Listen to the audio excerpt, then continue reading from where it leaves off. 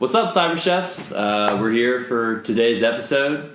It's your host, Rob DeBernard, and your co-host, Spencer Blackoff. There you go. And we're here to talk some food, talk some cooking, and then talk a little bit of crypto. Definitely talk a lot of crypto. Yeah. So I mean, take it off, man. Well, first of all, thanks everyone for listening to the show. We do post all of our content on SoundCloud as soon as we're done recording it, because we try to fly by the seat of our pants here. SoundCloud.com. Just search for Cooking with Crypto and subscribe, like, comment, and we really appreciate your feedback. Yeah, and the likes. And the likes. Yeah. That one like we got, right? We do have a single like. So thank you, Dad. Appreciate that one. Gotta show the love. It all starts with the family, man. Yeah, parents show a lot of love, so that's true. So all right, so today's episode, we promised last episode we were going to talk about some of the exchanges that we use and the reasoning why. And so today's episode is going to focus around that. But first, your cooking tip. Yes. All right. We always got to start with the cooking tip. Always got to start with a cooking tip. So, since tonight we had steaks, let's talk about steaks. Yes, we did. We had delicious steaks. So I'm a big fan of two certain cuts, and I consider those. I call the ribeye the king's cut. It's got all that fattiness inside of it. You cook it, it marbles, it melts in your mouth. It's amazing. Yep. And you can miss a little bit on a ribeye because it's got that fat in it, right? The fat content keeps the center moist, and so you don't have to get it perfectly medium rare if you want the steak. It can be a little bit more overdone and still be juicy, right? Nice. Okay. So it gives you a little bit more wiggle room for those of you trying to figure out your steaks. The New York strip needs to be more on the rare side. It's a little bit more meat, less fat content.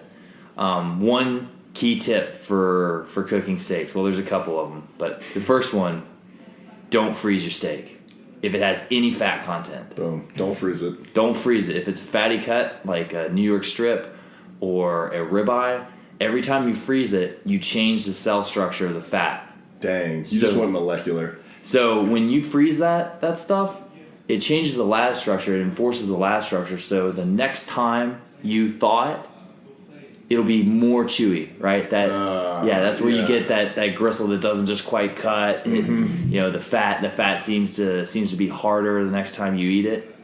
So if you can, try to get it that same day from either the butcher shop or the store, and keep it cool, but just don't ever freeze it. When you freeze it, it changes that dynamic. Good to know. So the other piece is, if you wanna cook a steak right, get a thick cut. Get it thick. It gives you a little bit more time to char the outside and really get. If you use a dry rub like I like to use, we'll throw Rob's rub up there for purchase as well. I have a particular rub. Great name. Yeah, particular rub that I use. Thanks one of my work buddies for coming up with that one. It is really good. But super fantastic. Super good on steaks. Throw a little bit of that on either side, a little olive oil. Throw it on the grill. If you got about an inch thick steak on the grill, you'll cook it somewhere around 425 to 500. Cook it for 4 minutes on each side, and that'll get it right about medium rare for you. And it'll also char the edges. You want that thing to be nice and warm, so get that little bit of flavoring from the char. Perfect. And then, like tonight, decided not to take it down to the grills and cook it pan seared. Light that sucker up to high or just a couple tabs right below high. Get it heated up. Let the pan heat up for about 4 or 5 minutes. Drop the steaks in. 4 minutes on each side. Well, with a thicker cut, you want to go probably 5 to 6 minutes on each side. You need to cook it a little longer in pan. But man, turns out great. Pan sear is the way to go for a thin cut steak too.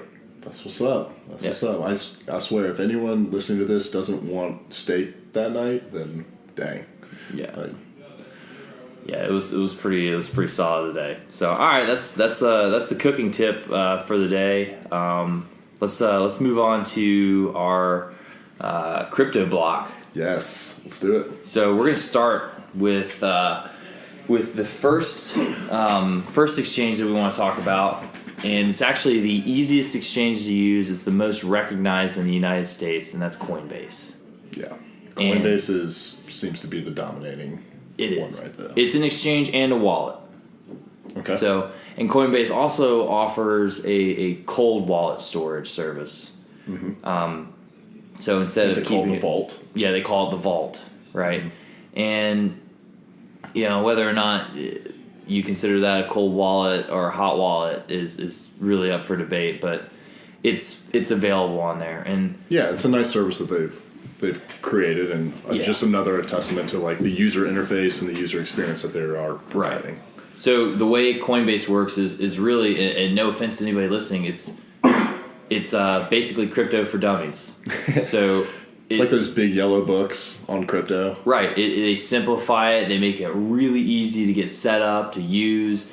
Their customer interface is fantastic. Mm-hmm. Their security seems to be sound. To this point. Yep.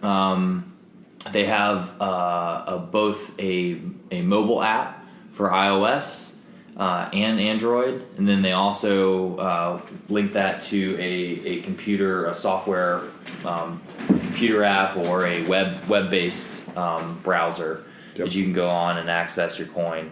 So it's really easy to get set up. They also have Bitcoin. So the coins they offer 4 coins: Bitcoin, Ethereum, Litecoin, and then just today they released Bitcoin Cash. Well, actually, last night. Yes, that was a nice surprise. Yeah, so today was crazy. If you had Bitcoin a while back, there was a hard fork. Back in August. 2017. Basically, what that left you is if you owned Bitcoin at the time, it's somewhat similar to when stocks split, except in this case, when the stock splits, it becomes a different entity. It's more like making a copy. Right. It's like more like making a direct clone. So if you wanted to clone Rob, now there would be 2 Robs running around. Right. There would be one Rob that is considered the real Rob. Yeah, and then there would be Rob Cash. And then there would be Rob Cash. So who is Rob's clone? And exactly. A little more volatile. He likes to talk bigger. But is he bigger? Really? He's a little smaller in size, and maybe can't back up the talk and the features that he says he's going to offer. And maybe he can. Maybe he eats his Wheaties, and he grows up to be a big, strong, right. And Rob Cash. Eclipses, old Rob. But we digress. Yeah, it remains yet to be seen. There is one original, and in this case, Bitcoin is the original. Yeah. So back to Coinbase. One thing to note: the fee structure, because of its ease of use, because of its availability and its interface, its publicity. Mm-hmm. It has one of the highest fee structures out there. So it seems so. Yeah. So anytime you purchase Coinbase, there's a couple of features that personally I don't like, and it's why I've moved away from using Coinbase as my way to buy into. But you're also a more active trader, and you've become like a more intermediate and advanced person in this space. It's a great place to start. I suggest to all of our listeners, this is where you start. It's if you want the smoothest like lowest barrier to entry, I definitely agree. Yeah. And maybe we have some users that should start that way, and then maybe there's some people out there that would be interested in going some of the routes that we have recently and we'll talk about those other two here next. But back to Coinbase, the fee structure. Let's talk about that. So when you convert cash to coin, whichever coin you use, the fee structure on Coinbase is 1.5% of the purchase order. 1.5? 1.5%. Is that up to a certain amount, or is that just like every transaction, every buy that you do, and every sell that you do? So it's actually 1.5%. It's every transaction is, I believe it's every transaction is 1.5%. I'm may need to be fact checked on that. There may be a max. I know there's a min, and that if it's I think if it's less than $200, they charge you a flat rate of $3. So if it's less than $200, you're getting charged more than 1.5%. But it's a flat rate of $3. $3, right? Okay. Which at $2, $3 is 1.5. Anything less than at $200, $3 is 1.5%. Anything less than $200, you're still getting charged that $3 minimum. Here we go. So percentage fee. So there's two methods of fees. The 200 that you're saying. Yep. They do a minimum fee, and then the percentage fee, which is variable based on your region and your payment type. Okay. So if you're in the U.S., base rate for all transactions, it says base rate of 4% for all transactions. Wow, so that's increased. Yeah, and then you have, for credit card, debit card, it's 3.99%. This is reading off their website as of, what's today, December 20th, 2017. Geez, so it's higher. It's higher than it was when I first started, because it was 1.5%, and that's what drove me away from it. But 4%. So the Coinbase USD wallet rate of conversion is 1.5%, 1.49%. And then a U.S. bank account method of purchase is 1.49% with a 15-cent minimum. So I think you have to buy at least 15 cents worth, and then wait, is that right? That's what their website says. I don't know. Say that one. Here's the thing. I'm on their website right now trying to get this information, and it's still not quite clear. Right. Right. Like I see these percentages in these like simple web tables. But I don't see a lot of like. What did you say? You said the base small rate. Print. Base rate. Let me repeat that, because I think I may have misheard you. Base rate is 1.49%. Here, I mean, look at it. It says USA base rate of 4% for all transactions, and I guess it has 2 stars by it, at 2 asterisks by it. Okay, so we'll have to read further. But the payment method for purchase for U.S. bank account 1.49%. Yeah. It looks like if you're purchasing something using a Coinbase USD wallet. Yeah, so you already have a balance. You already have balance in there. You already have a USD on there. 1.49%. And then if you're using a credit card or a debit card it's to 4%. buy directly, it's 4%. So they're charging a premium for the credit cards. So if you want so your easiest lowest barrier to entry is your credit card or your debit card through them, but just know whatever you buy, you're going to be immediately cutting out 4% of your profit. Yep, exactly. Or 4% of your initial purchase price. Exactly. You can drive that down by 2.5% if you connect a bank using an ACH transfer. And I think another thing that Coinbase is restricted is the daily limit. The daily limit of purchase, I think, or maybe it's weekly limit. The weekly limit purchase maybe $2,000 to start off with. There's weekly limits, and there's also weekly limits on withdrawals as well with Coinbase. So those are kind of your restrictions there. Watch out for those fees. Again, do some research on your own on the fee structure there. But if you're trying to get in and you just want to buy maybe a few $100 of crypto and you want to get in there very quickly and purchase it quickly, it's the easiest one to get set up, to get registered on. And I think I may need to follow up with this. I don't know if you need to verify. Yeah, you need to verify your identity before you can actually purchase through a bank transfer. But I don't think you need to verify your identity if you use a credit card. So that's probably why they charge premium there. That makes sense. Yeah. So the verification stage is going to be. So, all right, the next one we want to talk about is actually the other face of Coinbase. So we're going into block 2 now. Block 2. Yeah, it just landed. Yep, GDAX. Yeah. So GDAX is same ownership as Coinbase. It's owned by Coinbase, actually. It's their professional platform. It's their professional trading platform. Mm-hmm. Mm-hmm. And what's nice about GDAX is if you do have a Coinbase account, the same user password and all that information, your login information is all the same, and it automatically links to Coinbase. You just have to go to GDAX.com, and then it'll route you to Coinbase to link your accounts. And once you do that, you're linked between the two. You can also transfer balances from Coinbase to GDAX for free. Yep. Which is pretty nice. I mean, it's like, yeah, I would expect that if, it's like transferring from one Bank of America account to another, or going from PayPal to Venmo, right? Like, and Venmo back to PayPal. Like, I expect to not be charged a fee because those are the same company. Like, yep, that should be a perk. So, I'm also an idealist. Yeah. So what the usefulness of GDAX? GDAX offers Bitcoin, Ethereum, Litecoin, and BCH just like Coinbase. Same things. To trade on. What you can do in GDAX is you can actually, what a lot of people refer to as shapeshift, and that's where you convert Bitcoin to an altcoin directly versus having to go from Bitcoin to USD, then USD to the altcoin. Oh, you can't do that on Coinbase?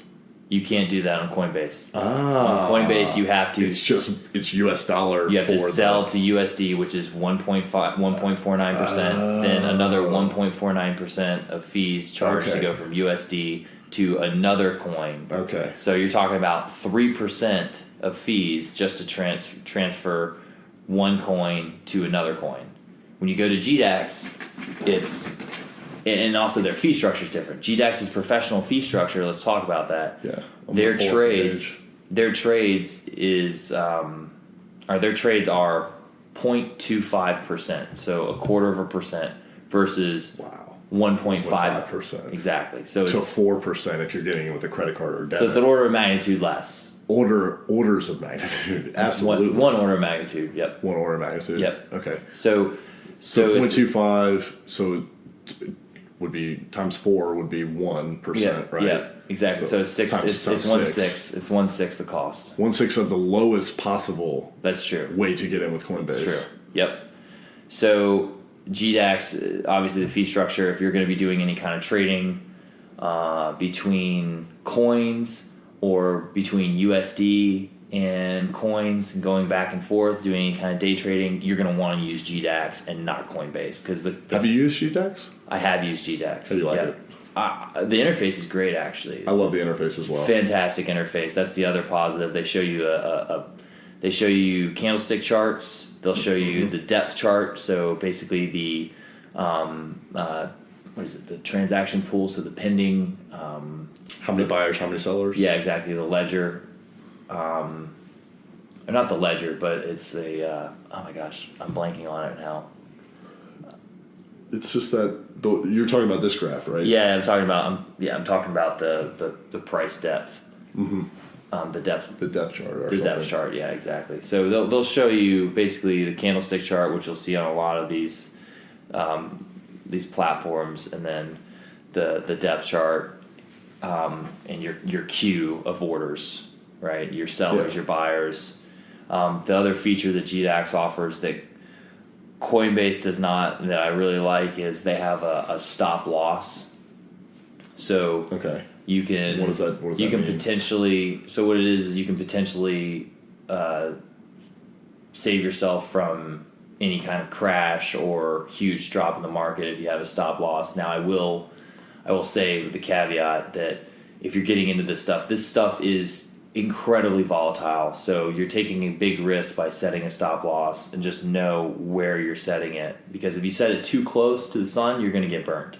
And we've seen things like Bitcoin dip 30-40% in a day. Yeah, the swings could be higher. It could then shoot back up. And so if you set a stop loss at something that's like 25% lower, and it hits it, but then it springs back up, you're going to hate the fact that you set that stop loss. Right, so be careful with that. Be careful with that. It is a nice feature. That's more advanced technique for a more advanced trader. And exactly. I think that's why it's offered on GDAX, is because it's a professional trading platform. Like they're going for those more high volume trading situations and giving the ability to currency trade, it sounds like. Exactly. Where you could transfer between, you can buy in with U.S. dollars and fiat currency. I think it's just U.S. dollars at this time, but maybe if we were in Australia. No, actually, no. They have British pounds on there as well.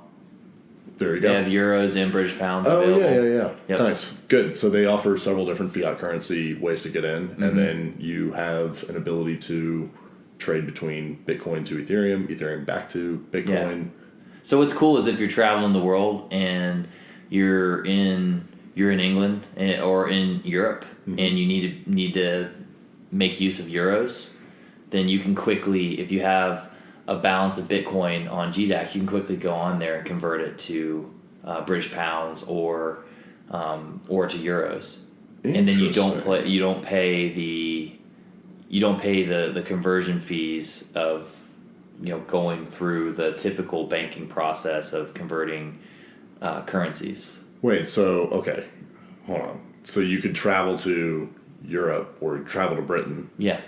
And because you've got $500 on GDAX, $500 US dollars, and then you have $500 US dollars worth of Bitcoin, and then you have, $480 worth of British pounds on there. Well, or you can euro. you can basically you can exchange your Bitcoin, so your percentage of a Bitcoin for 400 euros, Right. or whatever the equivalent you have in Bitcoin. You can convert it to that and then utilize that in Europe. So, okay, but then it would become liquid in it's liquid through GDAX, right? Mm-hmm. Or GDAX has to then connect to a bank and send that money, right? True, unless you're. So that's the way you would make it liquid into pounds, but you could move to. You could move to different currencies. Yeah, Yep. there may be better ways to. Exactly. Yeah. So let's say you're an international traveler and you travel to Europe, or you have a European, establishment. Anyway, we're getting a little bit. We're digressing a good bit. If you were like Don Crypto, like you could travel the world and like. Yeah, just convert it to whatever you please. Yeah, whatever's offered on the exchange, the different the fiat currencies that are offered there. But another good thing, let's see, I had another good point about GDAX. So we talked about the stop loss. They have the limit orders, so you can take them. So anytime you make a purchase on Coinbase, it's a market order. Oh, also, when you make a purchase on Coinbase, it's not available for 7 days. So it's delayed 7 days. Oh. That doesn't mean that... So when you make that purchase, it makes the purchase for you at that price at that point in time. But your money is not liquid to you to utilize or to trade or to transfer for 7 days. So it's held by Coinbase. And you don't see it in your account until 7 days later. That's so much time. Yeah. Like I don't want to wait that long. Ever. Right. So GDAX, I believe when transferring funds in, it may have a delay as well. I need to research that a bit more, but you can move USD in there, have a USD balance, and pick your buy-in point with a limit order. With a limit order, exactly. And you don't have to just take the market order, which is that market price at the time of purchase. Yeah, taking the market order is risky because it can be kind of decided on, by the swings of the market. Yeah, but it's right? basically instantaneous. You're not going to have that much swing, but taking a market order is kind of silly because it'll take. They'll process the market order at the higher price trading gap, right? When you set a limit, it will buy at that limit or below. Okay. Always. So setting a limit is a great way. Or sell at that limit. Yeah, or sell at that limit, exactly. And it's sell at that limit or higher. Or higher. Or higher. So the limit orders is key for GDAX. Let's see, what else? You can wire transfer into GDAX.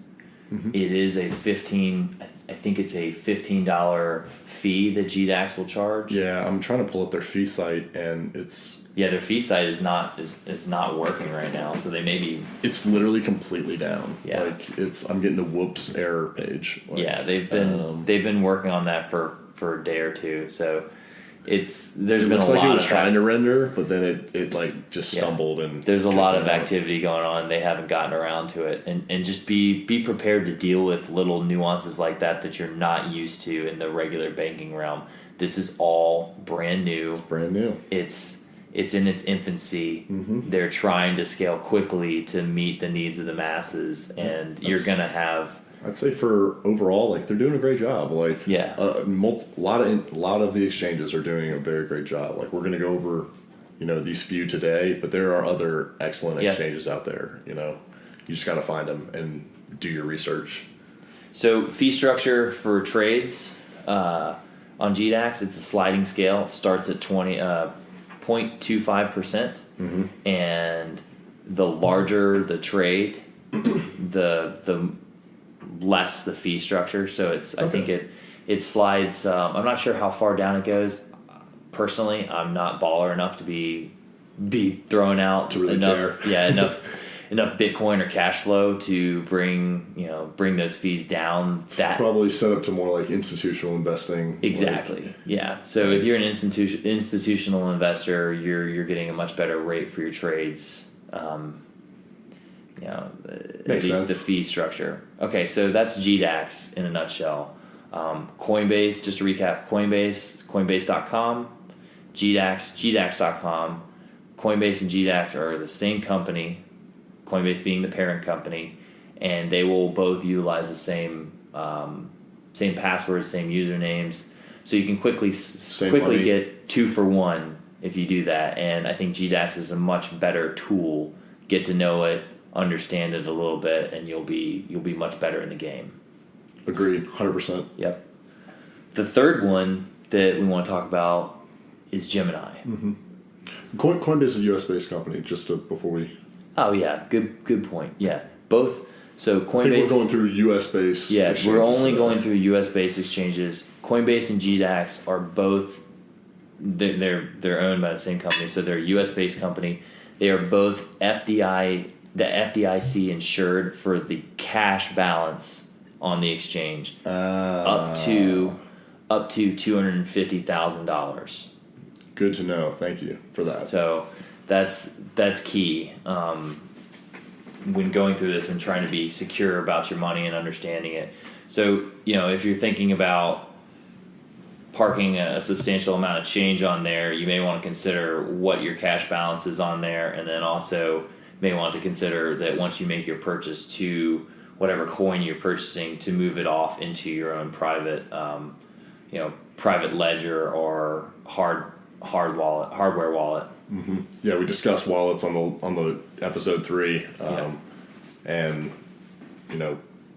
the hardware option is certainly the best if you want security of large funds. Yeah, and take ownership of your keys. So great to bring up. So the last exchange that we're going to talk about today, that's a U.S. based exchange, is Gemini. It's a bit more simplistic than GDAX, but it's a bit more geared towards the experienced user than Coinbase.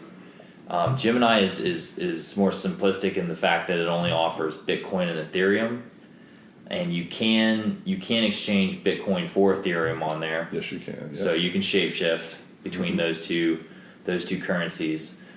A couple cool features about Gemini that is why I like to use it.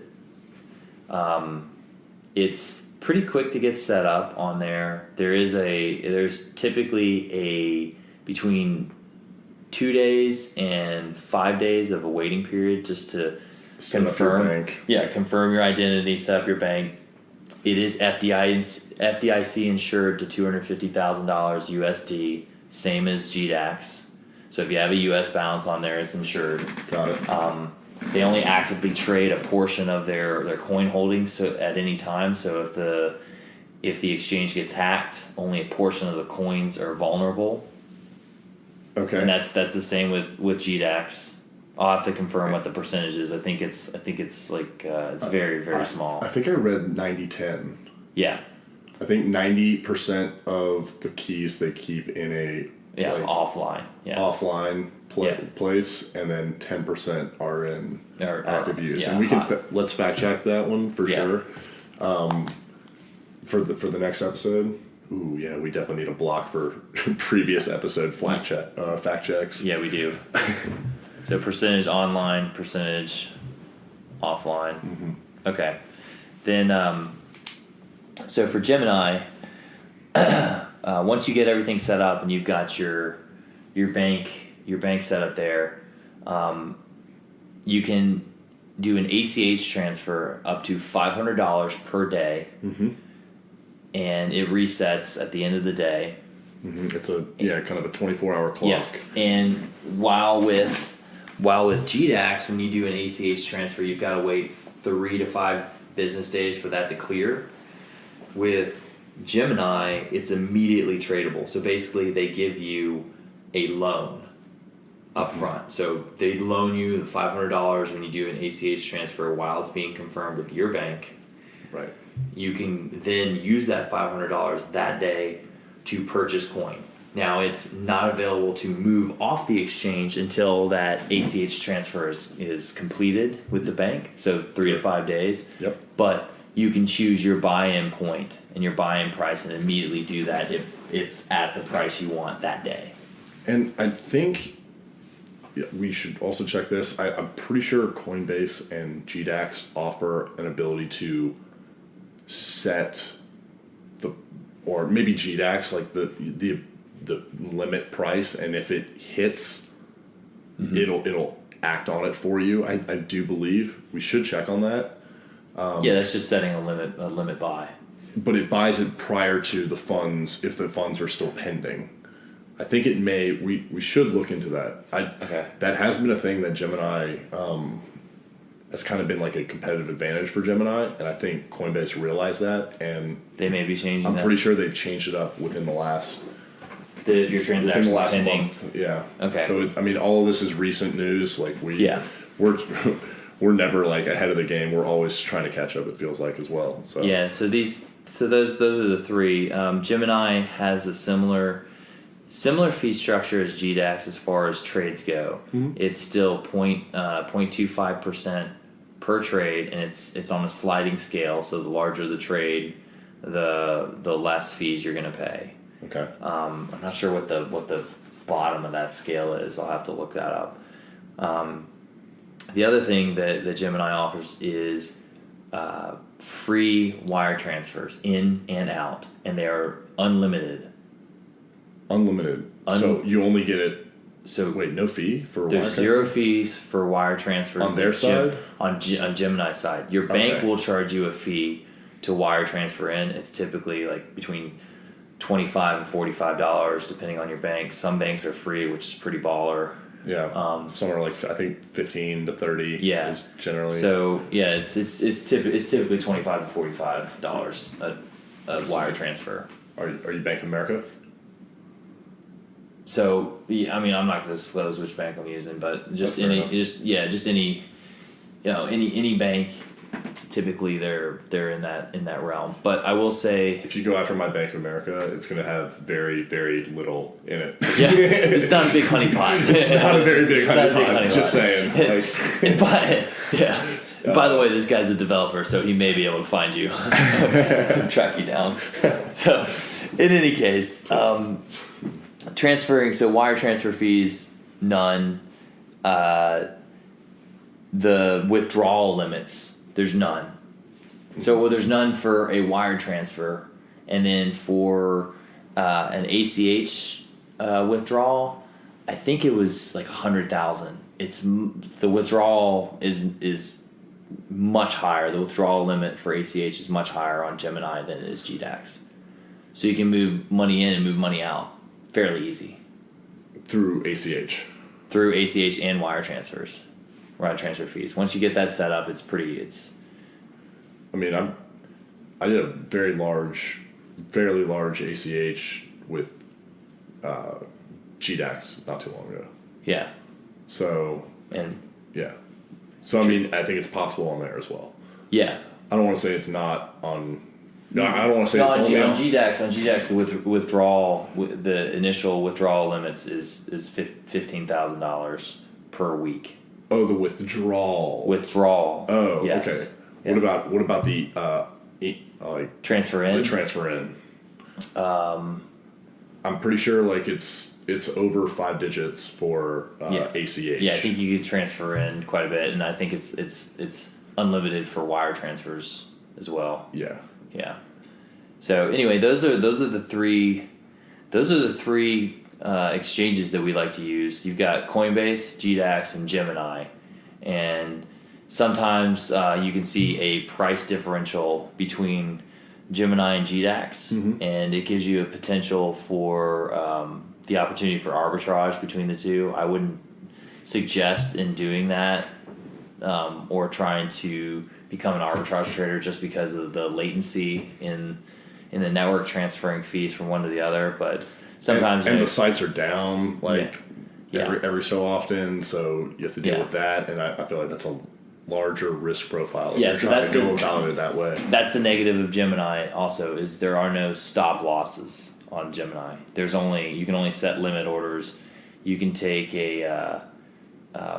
it's like I can't remember what they call it, but like a full order or cancel, or a partial order or cancel on there, which are kind of like interesting features. And then there's also an auction feature that I don't know a whole lot about that's on Gemini, and maybe we can get somebody to talk about that a little bit more in detail. That feature may have more use than what I'm currently putting it to, but not having the stop loss. Sounds like stop loss is important to you. Stop loss is at least I feel like it should be important to you if you're keeping your money on the exchange and you want to be able to protect yourself from a huge drop. But if that drop is very instantaneous, it could potentially lead to a huge loss for you, and a sustained loss. I mean, stop loss to me sounds like it's a tool for doing shorts, right? Or protecting your risk if you're trying to short. Yeah, possibly. And I've heard across a lot of people that are smarter than me in this space, I would never try to short Bitcoin, right? No, not at all. Yeah. So what we suggest and what all the experts suggest is hold, hodl, HODL. HODL. Just hold. Hold.